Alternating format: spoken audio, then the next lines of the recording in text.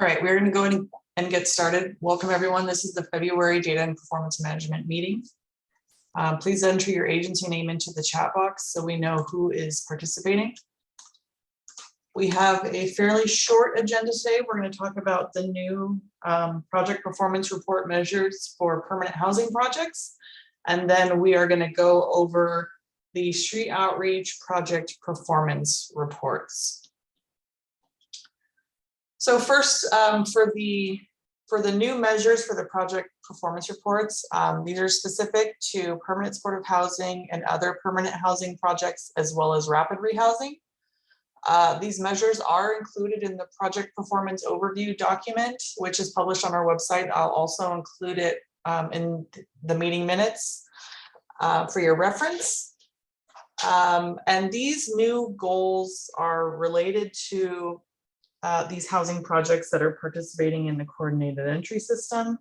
The purpose is to see how the housing projects are functioning within the coordinated entry system, and were created at the request of the COC board in order to understand how these projects are performing.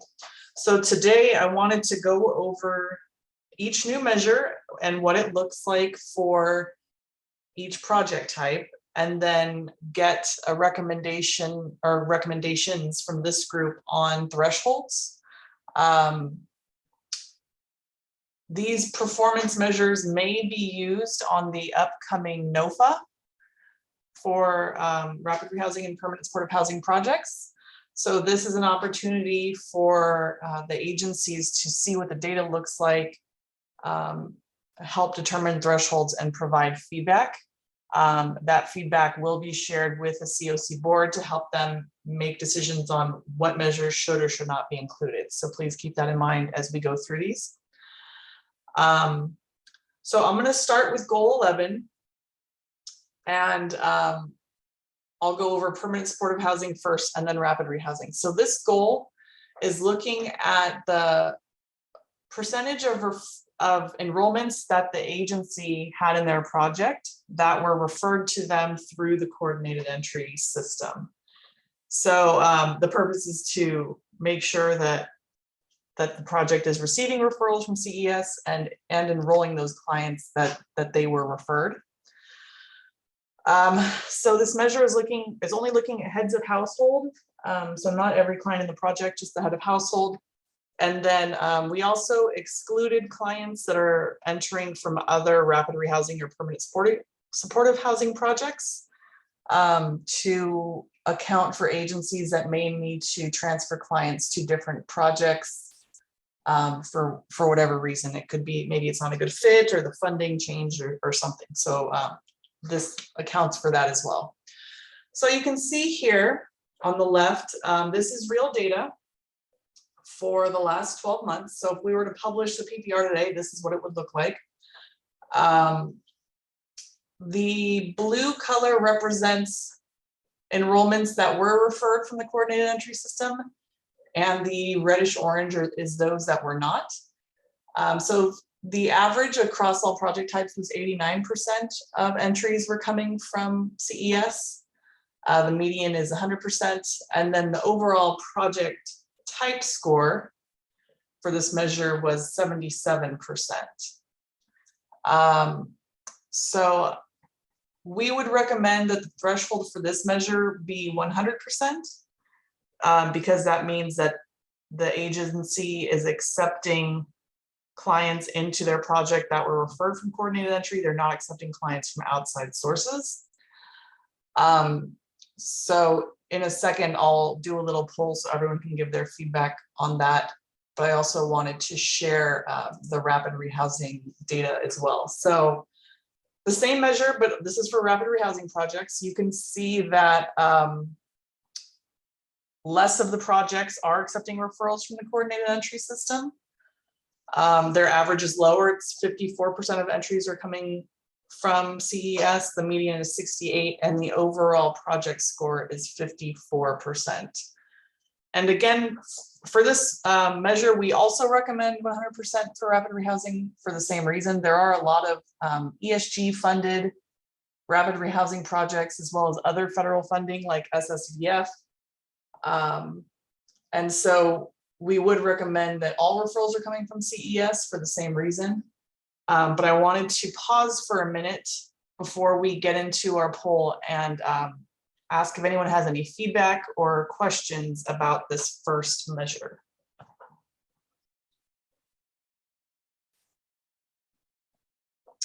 And you can either unmute or put it in the chat. Sorry, go ahead, Cassie. No, you're fine. Remind me again why a program,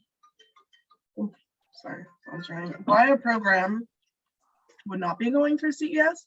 Do you have any, does anybody in this call have any insight as to why that would be? I thought it was a requirement. So it depends on the funding source. COC funded projects are required, ESG funded projects are required. But there are some projects in HMIS that are not receiving funding that requires referrals to come through CES. But that's not the majority. Are there programs on here that are federally funded that are not going through CES? So from what I can see on the data, it's not all or nothing. So for the COC funded, there are some referrals not coming from CES, but it's not like 0%. So it could be, yeah, it could be that they accepted a client from outside of CES, or it could be like the data entry was not done correctly, so that referral is not showing up. But yes, they're not every COC and ESG funded project is 100% on here. Woof. That's all I have to say about that. Yeah, and that's why we wanted to implement this measure, is to get the agencies to start looking at this. Yeah.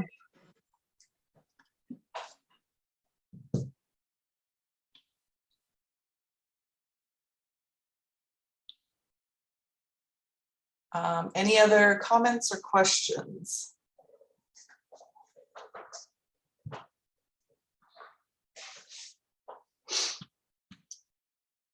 Okay, I'm going to attempt to do a poll for this measure.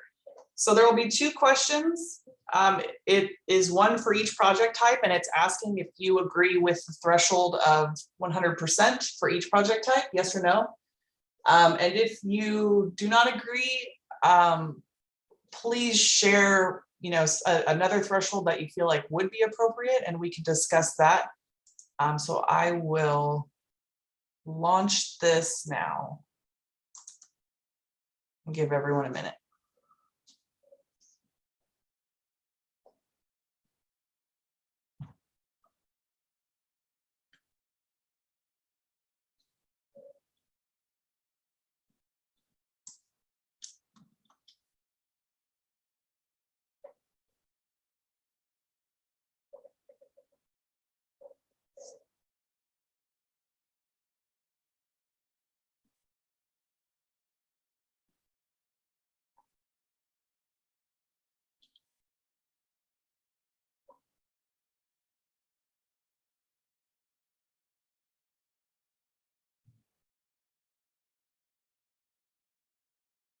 All right, waiting just another minute for the last couple responses.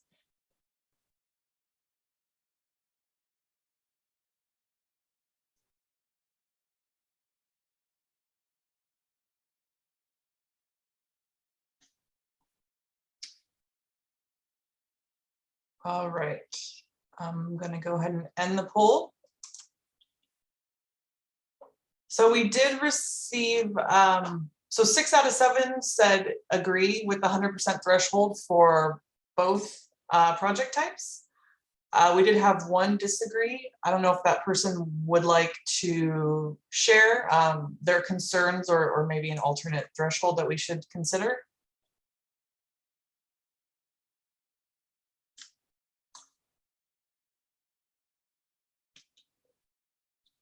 All right. We're going to keep going. I'm going to move on to the next goal. So this one is looking at denied referrals. So a client is on the coordinated entry community queue. They are matched to a housing provider. And then in that situation, the referral can either be accepted or denied. So if a referral is denied, the reason either the agency that is managing the project or the household can deny the referral for whatever reason. And so for this measure, we are trying to limit the referrals that are denied by the agency. And the reason for that is to make the process as efficient as possible. Since if a client is denied, then they're returned to the queue, and then another client has to be matched, and the process has to be started again. So we're trying to limit the denials by the housing provider. So that's what this is looking at. So again, on the left is each project. The reddish orange is the denials that came from the provider, and the blue is the denials that came from the client. And so for permanent supportive housing, the average score was 58, the median was 61, and the project type score was 43%. And so our recommended threshold for this one is that the percentage of denials from the housing provider is less than or equal to 40%. And then the same measure, we're looking at rapid rehousing now. The data is fairly similar for both project types. So the average is 55, median is 50, and project type score is 45. And so again, we would recommend the same threshold for both project types. So less than or equal to 40% of denials came from the housing provider. So I'll give everyone a minute to think about that. Also, just so you know, when a client doesn't show up or get in contact with the housing provider, if they can't reach out to them, that is considered a denial by the client. So that won't hurt the project score in this case. Does anyone have comments or questions on this measure?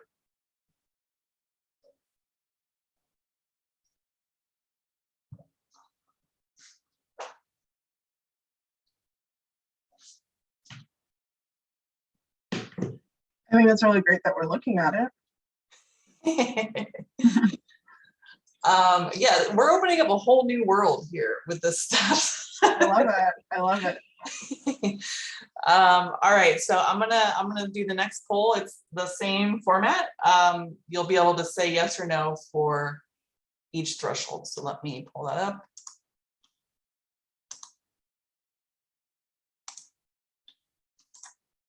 All right, I'll give everyone a minute on that one.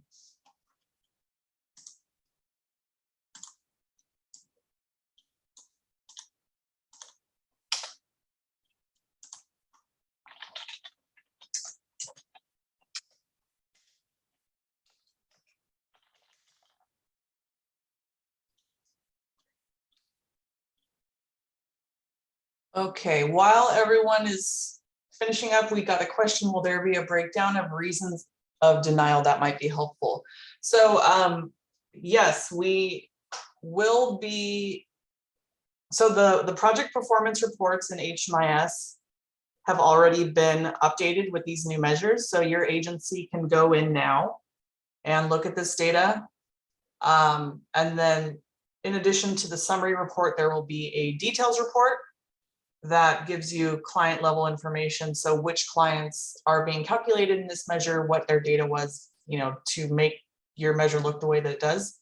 And that will include for this measure, the reason for the denial, and then any notes that the agency put in on the denial as well.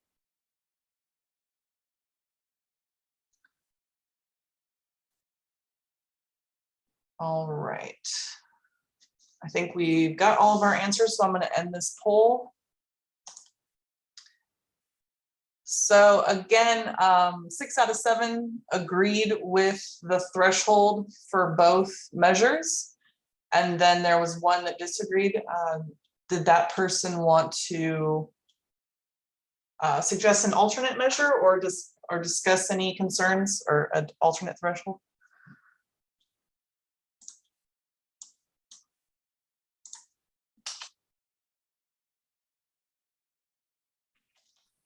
I wasn't the one that voted no. I didn't vote. But I do actually have a question, or maybe just a concern about going back to goal 11. Is that possible? Just to, I know at Friendship Shelter, we get funding from, I don't know if we are, I kind of jumped into this meeting. I wasn't really prepared, but I just know that, with our transitional housing, I don't know if we're pulling people from there without going directly through CES, because I know we get a lot of funding from a lot of sources, including, I believe, county, not just federal.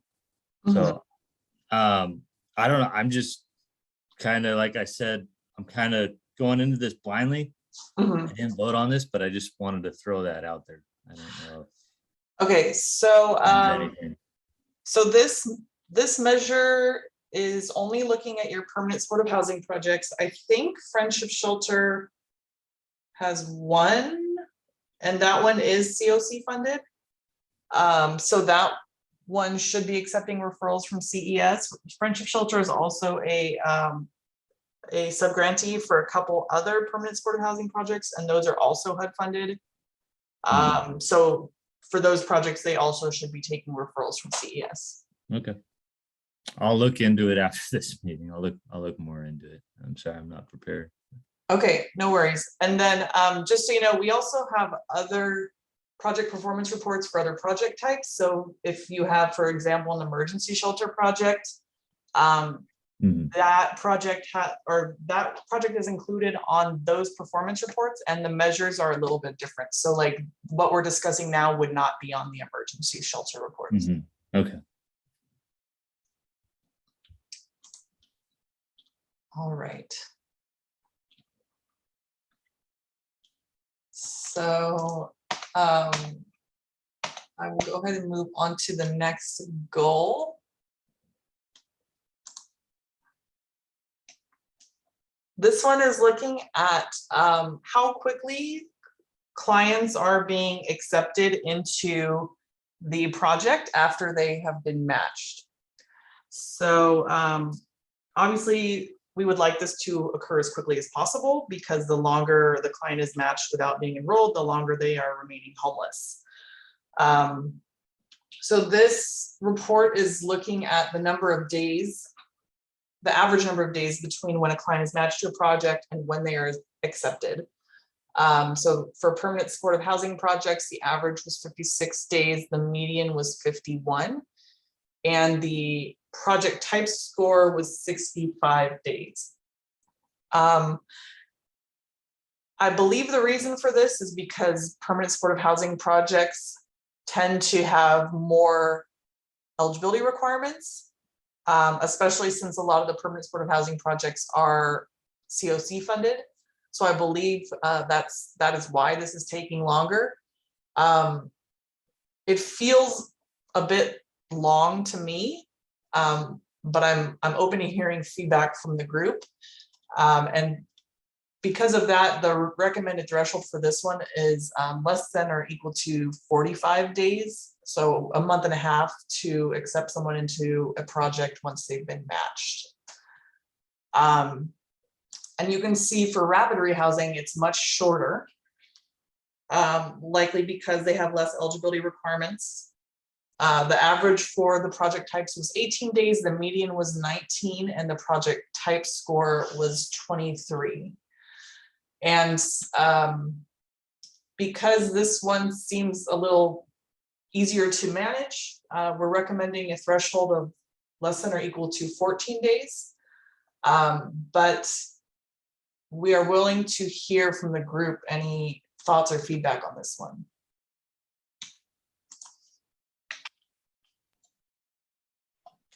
once again, I'm kind of confused on these. Can you go back to the permanent housing?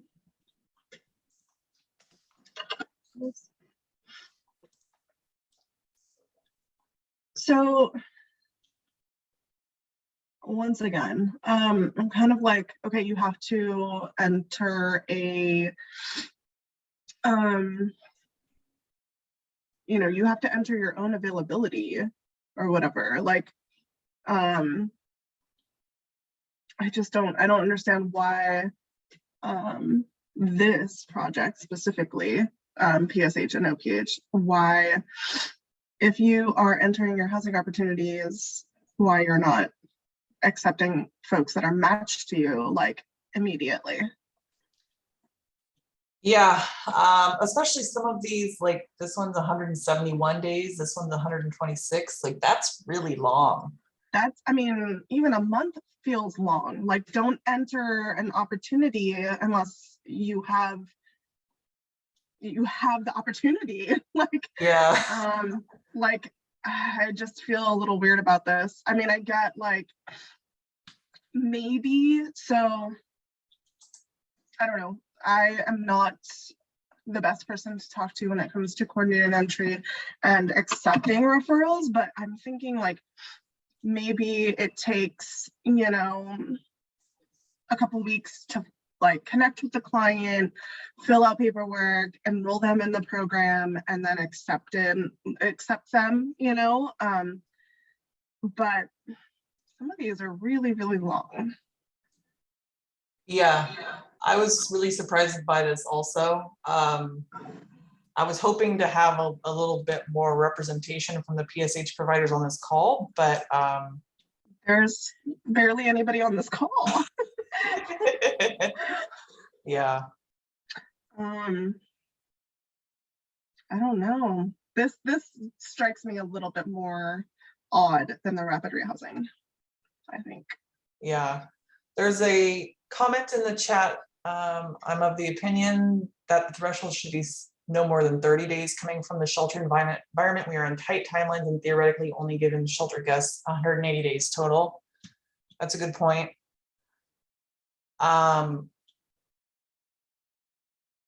Another comment, is it possibly due to the client not being document ready and that requires time to confirm the client is eligible? So when being added to the coordinated entry waiting list, there's minimum document ready requirements, mostly like confirmation of chronically homeless or disability, that kind of stuff. But PSH projects in particular can have additional eligibility requirements and documents that do need to be collected. So that could be part of the reason. And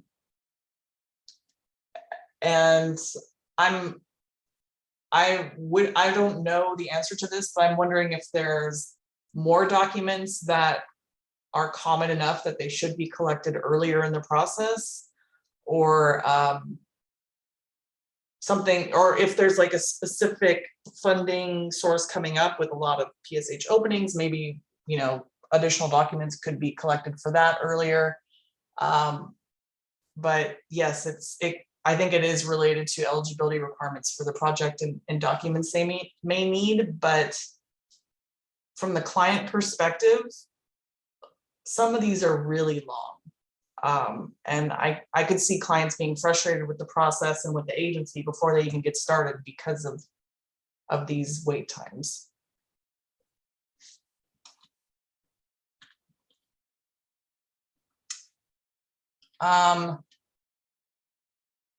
I was hoping to ask, not to put you on the spot, Roxana, but since you work with coordinated entry, I was wondering if you've heard anything from the agencies about these, the amount of time it takes to accept somebody, if you have any feedback on that. Hi, Erin. Not recently. I know in the beginning it could take some time to get in contact with like the families.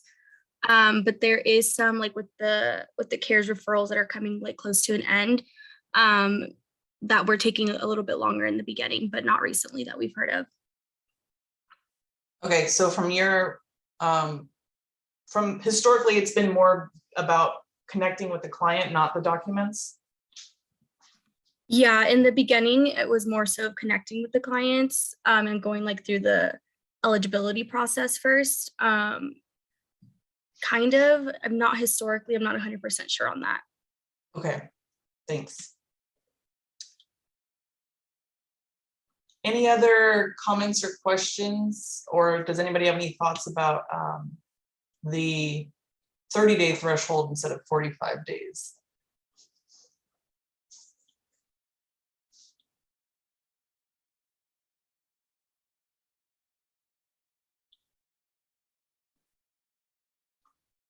All right, I'm not seeing anything.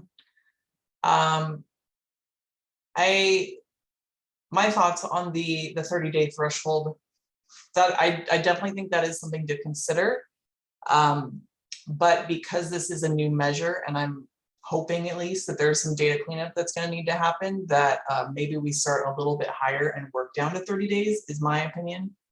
But that is definitely, I think, something to consider for the future. I'm going to go ahead and launch the next poll so everyone can give their feedback on that one.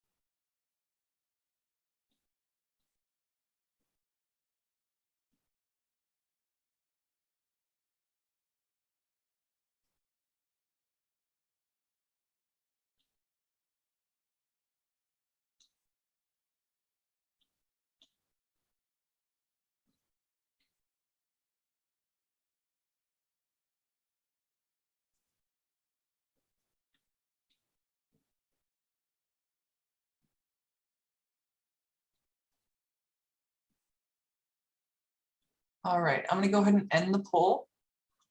So everyone agreed with the threshold for permanent supportive housing. We did have one person disagree with the rapid rehousing. Does that person want to provide any feedback on that one?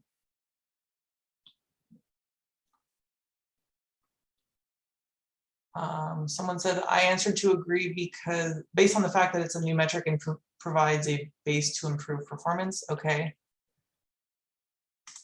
Any other thoughts?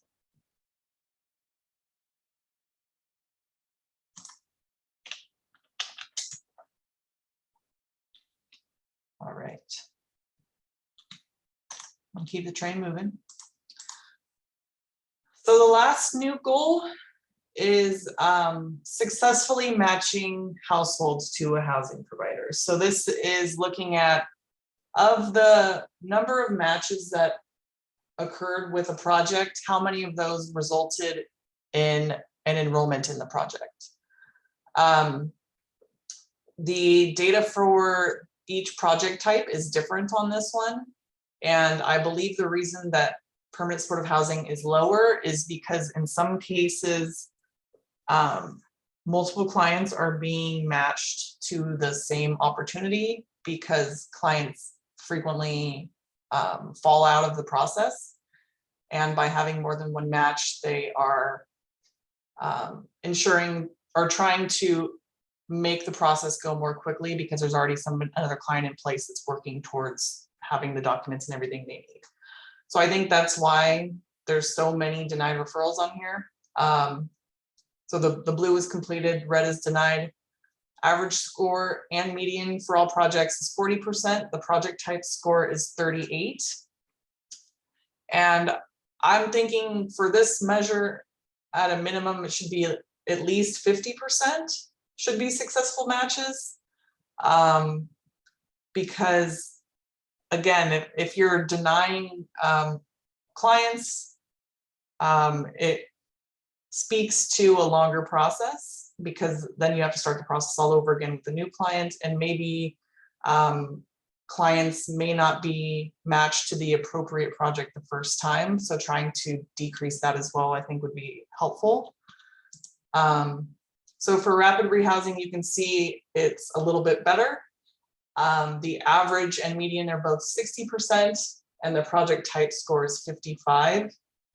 And because the projects are performing a little bit better on this one, I would recommend that at least 60% of referrals are successful. Does anybody have comments, questions on these?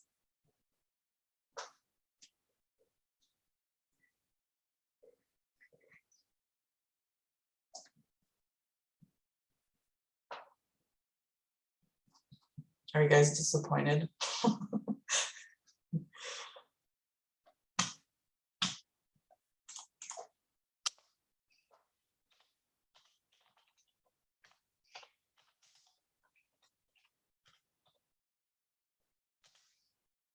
All right, I'm not seeing any comments coming in, so I'm going to go ahead and do the poll for this one.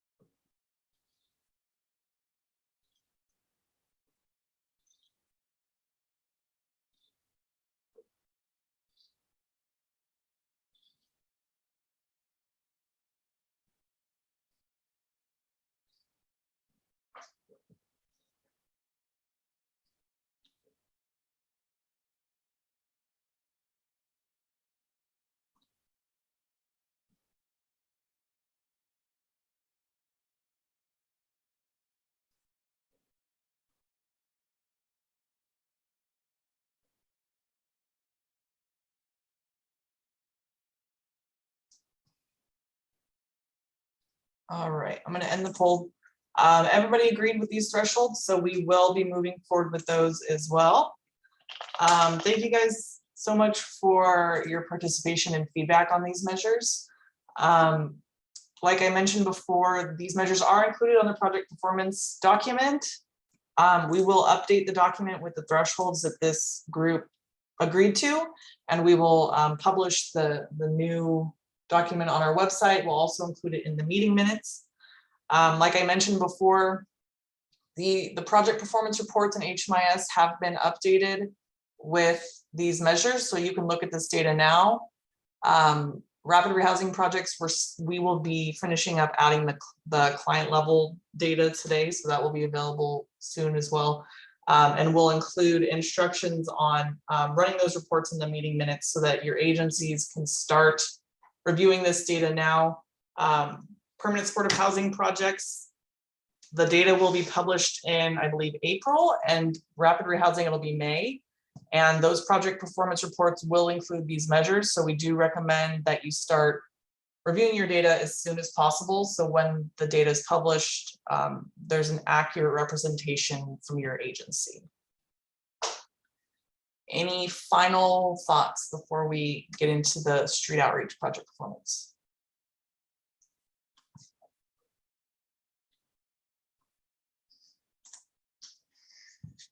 All right.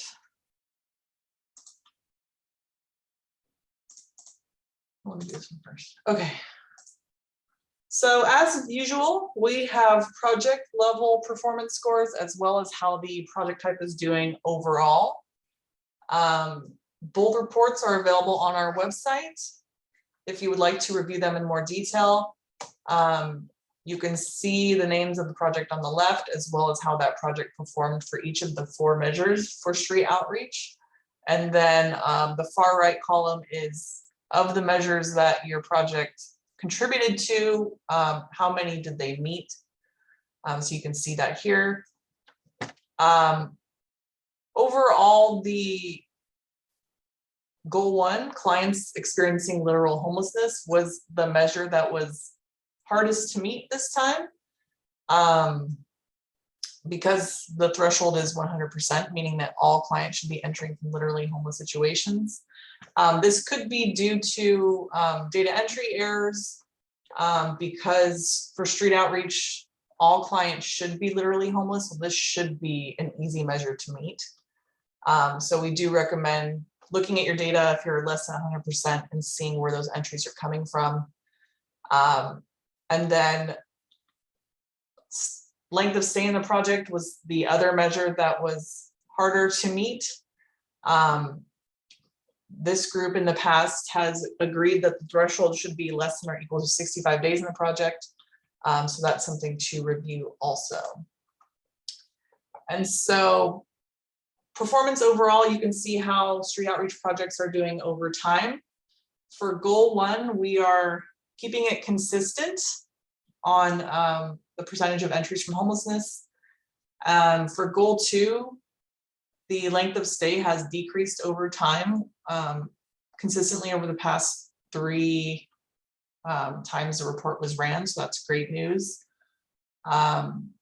And then goal 8, we have been consistently meeting the threshold for successful exits, which is great. And same with goal 10, we've been doing well on meeting those goals. So I would like to suggest increasing the threshold for goal 8 and goal 10 a little bit, because we've been consistently meeting these thresholds even during the pandemic. I would think that raising them slightly would be okay, because it seems that overall we're able to meet those thresholds. So my recommendation would be for goal 8, increase to 20% exits to successful housing situations, and for goal 10, limit returns to homelessness to 10%. So in both cases, the project type as a whole would still be meeting the threshold, but wanted to allow the group to give feedback on that. Does anybody have any comments or questions on those?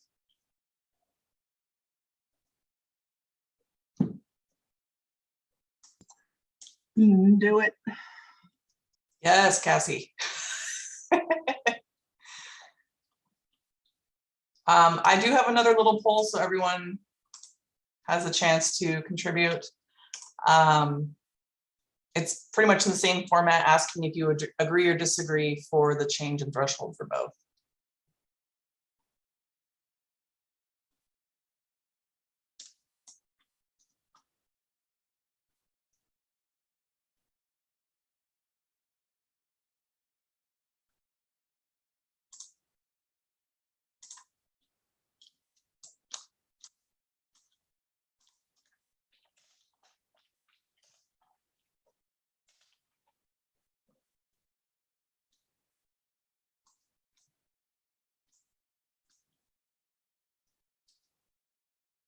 All right, I'm gonna go ahead and end the poll. Everybody agreed with goal 8, increasing to 20%. There was one that disagreed with changing the threshold for goal 10. Did that person want to comment or propose an alternate threshold?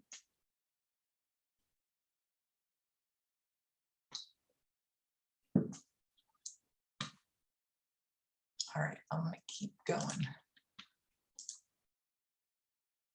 Okay, so getting into the details a little bit of each measure. So goal 1, this is looking at clients entering from literally homeless situations. Like I mentioned before, the threshold is 100%. Overall, we are very close for the different subpopulations.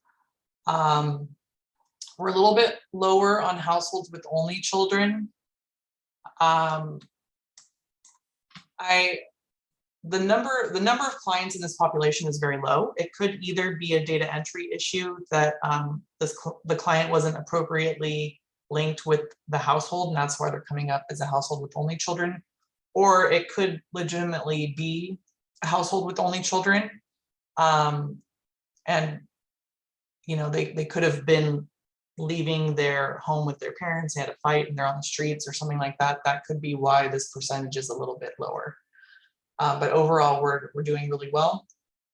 And in our donut, you can see for those clients not entering from homeless situations where they came from. So in most cases, this information is missing. So this information is collected from the client when you meet them for the first time. So you should be able to collect this information. So if your project height or your project is less than 100% from this measure, we do recommend going back and looking at that and limiting the missing responses. And then for the rest of the entries, most are coming from institutional settings, followed by family and friends or temporary situations. And then there's just a couple from permanent housing situations.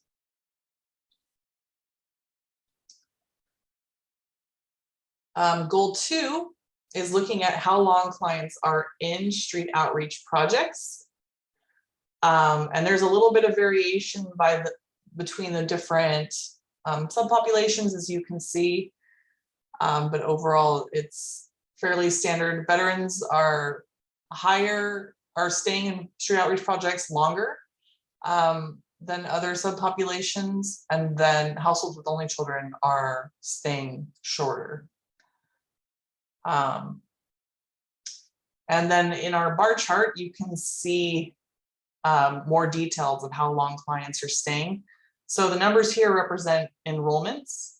So over 9,000 of the enrollments stayed in the street outreach project for 65 days or less. That is about 80% of the enrollments. And then the next group of clients were there for 66 to 180 days or 6 months. So we're doing fairly well in this measure. 80% are meeting the goal, so that's great.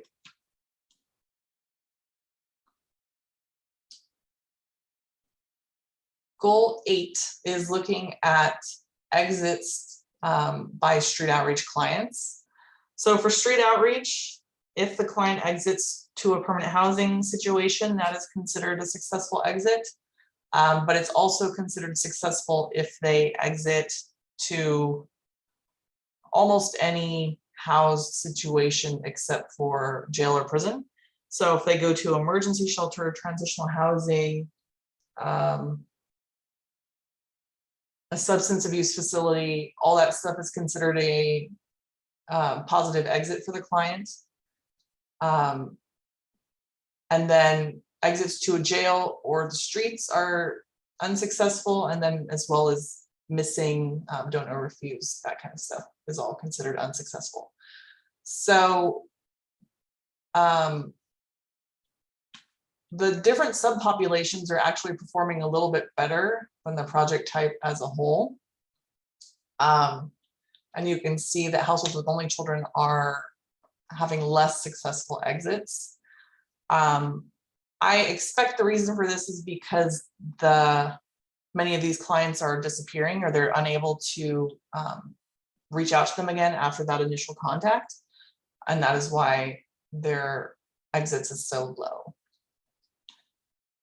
So for those clients that are not exiting to successful situations, you can see the breakdown here of where they are going. 70% of them are missing, which makes sense because street outreach projects, it can be difficult to find a client again after that initial conversation. So, you know, that's understandable. After that, most clients are going to street homelessness, and then very few are going to jail or prison. Can I add something to that? Sure. Since we are a very large street outreach agency, I just kind of want to throw out there that missing, we have to collect our data and to show our funders where we've been, where we're trying to build rapport, where we're trying to show our face, whatever the thing, whatever the situation is. We're mapping our clients. We're mapping where we're seeing clients, whether or not they want to give us information. So we are instructing them to, offer services to folks, and, whether or not they say yes is, it's kind of a crapshoot. Like, we don't, but we have to show, what we're doing and the work that we're doing and the energy that we're putting in. So a lot of times, clients or, folks that we run into are not giving us information. So I would say that for this measure and the one above, that a lot of the information that's like missing is probably us, because we are going in and we're saying like, yes, we encountered this client, but they've refused services, but this is where we're encountering them. And, we may be, we're probably cluttering up the system in that way, but it's helpful kind of on the back end for us to say like, this is what we're doing. So I just wanted to put our 2 cents in there to let you know that that's probably a lot of our fault. That's okay, because when we did the system performance measures report a few years ago, the street outreach successful exits was like 4%. So overall, we are moving in the right direction. Sounds good. Does any street outreach provider have any strategies for how you're able to find clients again? Or is it kind of what Cassie was saying? Hi, this is Stephanie with City of Costa Mesa Outreach. I know we use our community partners as access points a lot. So for us, we use like the Lighthouse Church and the SOS Clinic place and the soup kitchen, places where clients go every day just to get their daily needs, where we know we can go, and there's a high percentage that we will run into our chronic clients, and we do have a high success rate in locating them at those places. Okay, thanks, Stephanie. Anybody else, other strategies?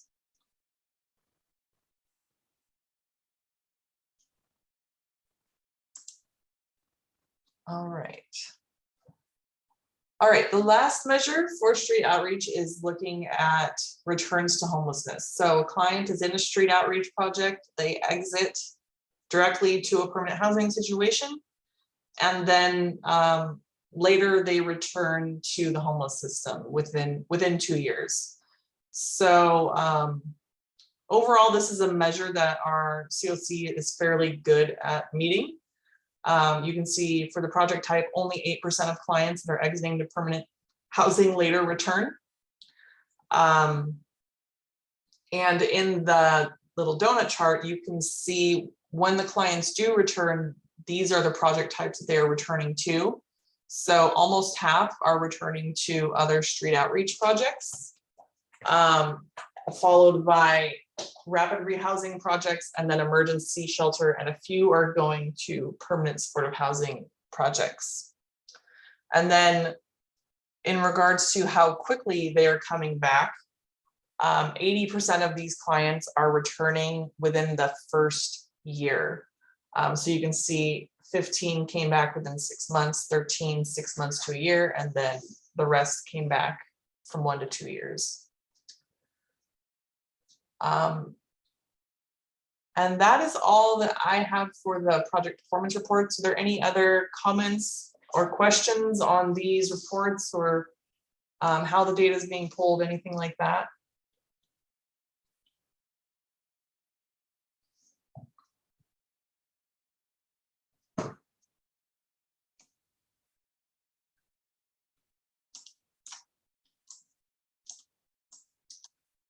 All right, I'm gonna go ahead and wrap the meeting up. If you haven't already, please enter your name, your agency name into the chat so we know who is participating.